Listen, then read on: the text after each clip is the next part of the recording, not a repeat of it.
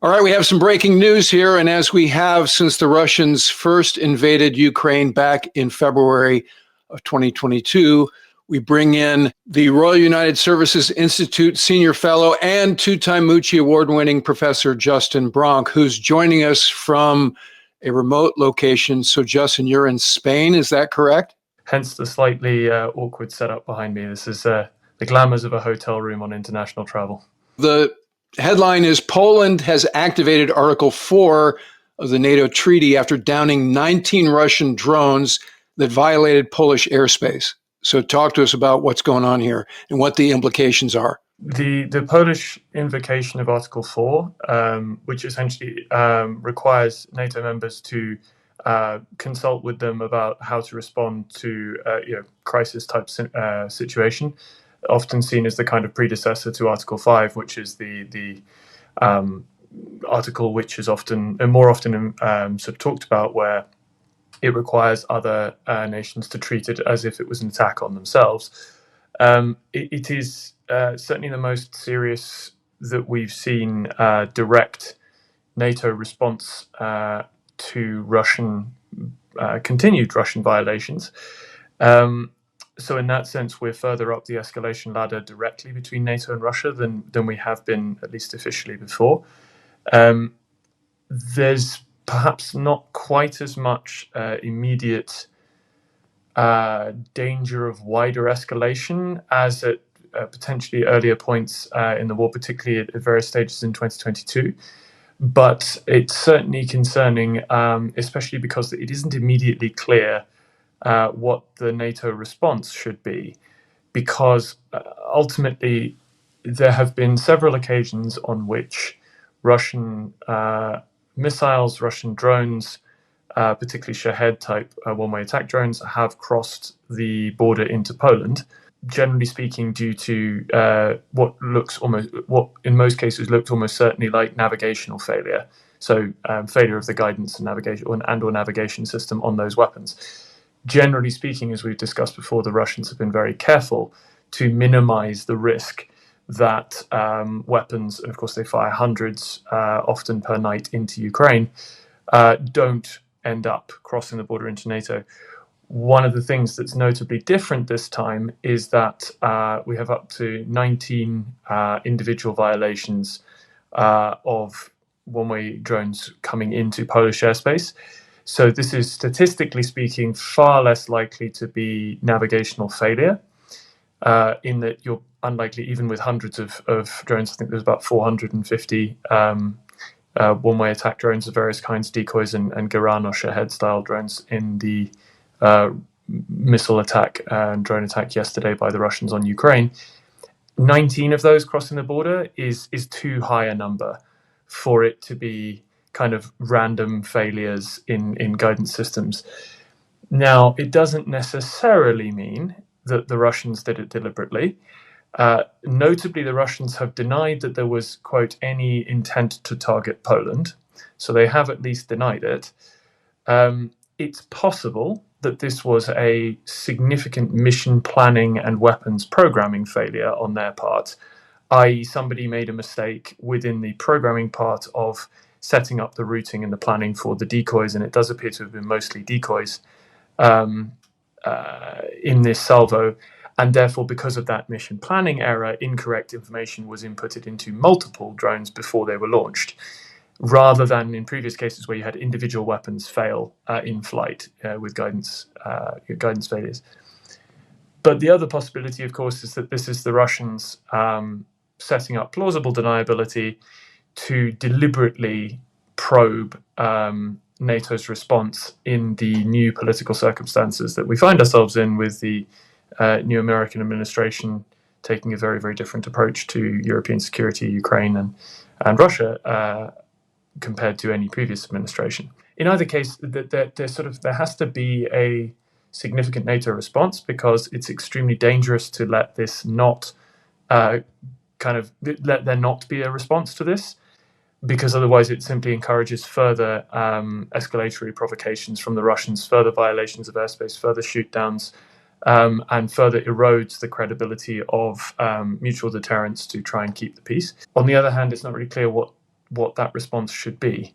Some people are calling for, renewing calls for extending an air defense identification zone or a sort of no-fly zone type construct, a set distance inside Ukraine from NATO's borders at this point. So saying essentially anything, I don't know, call it 100 or 150 kilometers on the Ukrainian side of the Polish and Romanian-Ukrainian border, NATO will police that and shoot down anything that comes into there. There's a number of problems with that. Firstly, it would be fairly nightmarish in terms of the deconfliction and the command and control, because the Ukrainians, of course, have an extensive ground-based air defense system, their own air force operations. There's regular attacks with hundreds of drones and tens or even hundreds of cruise and ballistic missiles against Ukrainian targets. So the Ukrainians are firing live ammunition on a very regular basis, and their own deconfliction internally is quite challenging between, say, F-16 sorties, MiG-29 sorties, ground-based air defenses. So if you then added NATO sorties into the mix that were essentially having to hunt down and try and shoot down cruise missiles or drones over Ukrainian territory, that would be another deconfliction challenge. If the US Air Force wasn't participating at scale, then if it was a European-led effort, then you would have challenges with AWACS cover, command and control, orbital communications and command and control capacity, depending on what level of American support was given. It would be a significant burden on NATO fighter capacity. But I think probably the biggest bottleneck would be munitions, because it's previous kind of iterations of Ukrainian requests or Western pressure groups, pro-Ukrainian Western pressure groups' efforts to convince policymakers to set up some sort of limited no-fly zone to a certain degree into the western part of Ukraine have tended to fall down, even though the proposals tended to be, well, you'd only need to shoot down the cruise missiles, so the expenditure of air-to-air munitions wouldn't be too high. But of course, if we're responding to multiple drone incursions with mostly non-explosive equipped decoy drones, from the look of it, sort of mini Shahed style, they're about $10,000 to $12,000 one-way attack decoys. NATO would run itself out of, or European NATO members would probably run themselves out of air-to-air missiles very quickly or would give the opportunity for the Russians to run us out of air-to-air missiles very quickly if we tried to set up some sort of interception cover inside Ukraine. The Russians could just launch waves of these things, and we'd either have to let them through or be intercepting them for the most part with things like AIM-9 Sidewinder or AMRAAM, which is a pretty unsustainable costs ratio, but also just from a stockpile point of view, it's very challenging. And the most efficient way of dealing with these things from the ground is either ground-based UAV-type interceptors, so propeller-powered missiles that intercept other UAVs, as the Ukrainians are pioneering, or if they're at lower altitudes, radar-guided 30mm or 35mm anti-aircraft guns like the Gepard. The issue with that is we've sent almost everything we have, and most of the production of new systems is all going to Ukraine, because they're the ones who are facing hundreds of these things a night. But it means the rest of NATO, particularly European members, and also the US, frankly, in that category, don't really have much in terms of dedicated counter-UAS ground-based air defense. So yeah, it's not entirely clear what the NATO response should be. Several outlets are reporting that in addition to Polish F-16s being involved in downing these 19 drones, the force also included Dutch F-35s and an Italian AWACS. The F-35 involvement, which you mentioned, it does point to one area where NATO is noticeably better placed than Ukraine for detecting and tracking these kind of targets, i.e. small, not very hot, but relatively high contrast for the size they are, to Delta Wing one-way attack systems, in that the F-35 should be able to pick them up 360 degrees at quite considerable distances. And so as more and more European air forces operate the F-35 in significant numbers, the Dutch being one of the foremost examples, along with the Norwegians, they're sort of furthest ahead of all the European air forces in setting up their force up to full scale and getting them fully operational and really exploiting the capabilities of the aircraft. The fact that they're out there on enhanced vigilance patrol, air policing essentially, will really help, especially if there's limited AWACS cover, although in this case, as you say, the Italian AWACS was apparently there. Whereas for traditional fighters with only a radar in the forward cone, and if you had a relatively older, smaller radar like on an F-16 MLU like the Ukrainians are operating, let alone their older MiG-29s, it'd be much harder to pick out these kind of targets against clutter if you're looking down, particularly at low level. So the F-35 should help in picking these things up, but it's really not an ideal aircraft for intercepting any significant numbers of these aircraft, because you'd essentially be limited to either an AMRAAM internally, which is an incredibly overkill weapon for both in terms of cost and size for that sort of target. Ideally, you'd want to use at most an AIM-9, but that would be being carried externally. Of course, an F-35 can carry, and they sometimes do carry 9Xs, or in the UK case, for example, ASRAAM, so our equivalent externally. But even then, only 2 of them. What you probably want is something like F-16 in the Polish case for the actual interception. So yeah, there's complications there. I think in terms of the actual shoot down numbers, it was significantly less than the 19 violations. I think the Polish claim at the moment is 4 shot down, presumably because the rest of them were tracked and assessed not to pose a potential threat to life.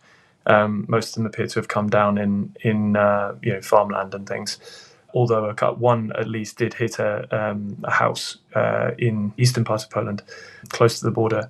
So, partial success in the interception, but one would assume those are all with AIM-9s. So again, a pretty expensive way to go about this, albeit one that the Ukrainians are doing themselves with AIM-9s supplied for their F-16s by NATO countries.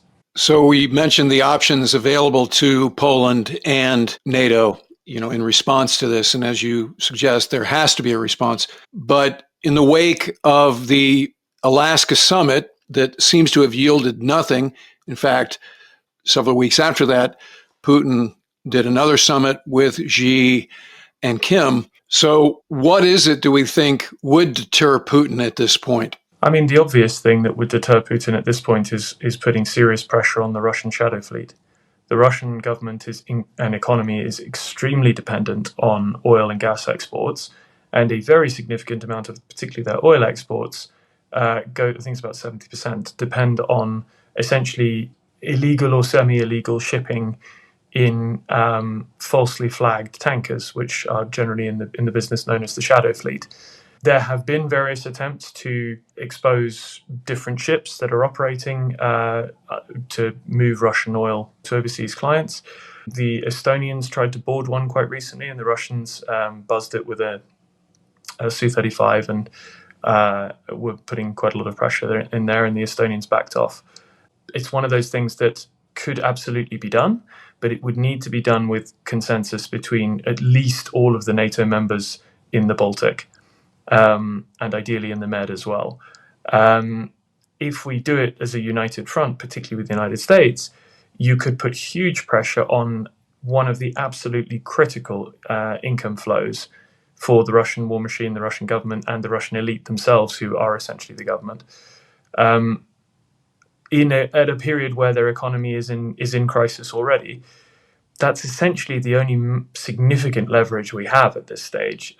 Clearly, the part of the answer is increasing military support to Ukraine in terms of trying to keep their forces going. Ultimately, Europe is kind of doing everything it can at this point. We're at a stage in Europe where money isn't the issue. There's huge amounts of money that's been tens and tens and tens of billions that's been committed and is being people are trying to spend on getting Ukraine the equipment it needs. And a lot of it is buying equipment at a markup, as President Trump was kind enough to point out in public, of 10% for whatever reason, from the United States, because the United States is no longer providing equipment from their own stocks.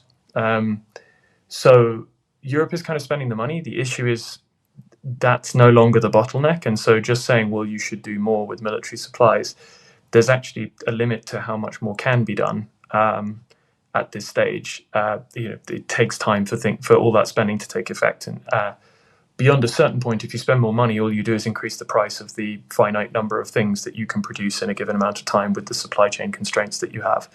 There is a joke which is not all that funny, which used to hold, is less true now, but there is a degree, which is Russia tripled spending on defense and tripled output, and the EU more than tripled spending on defense and tripled the price of the same output.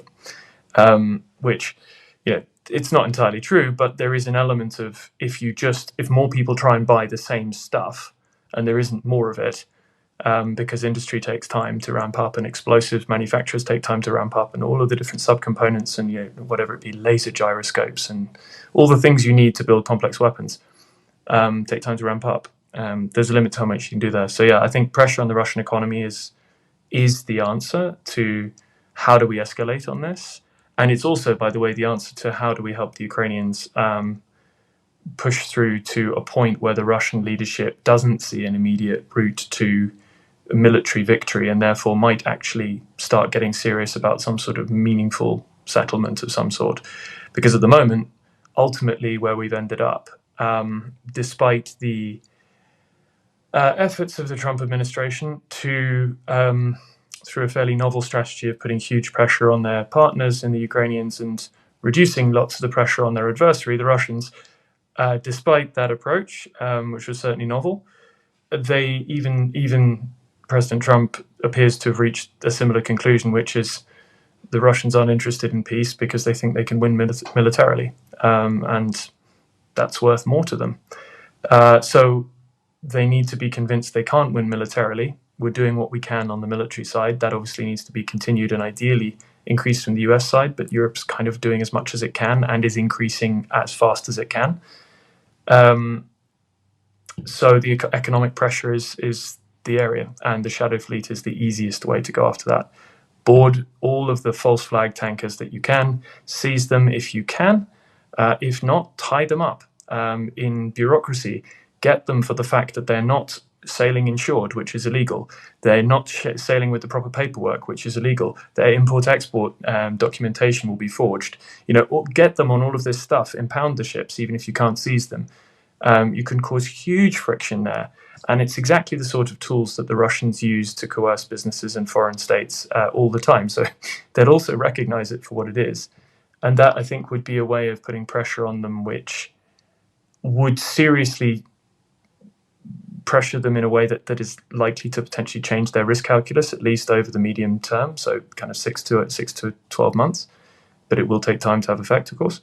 But secondarily, it's a way of signaling serious resolve and displeasure and a willingness to do things that we weren't willing to do before as a result of partly this latest escalation and violation of Poland's airspace, in a way that doesn't involve either impractical military attempts to kind of do something that's not sustainable, or escalate symmetrically against the Russians, which would be extremely dangerous in terms of starting to violate, their airspace, for example. I don't think most people are suggesting that, and I wouldn't suggest it either.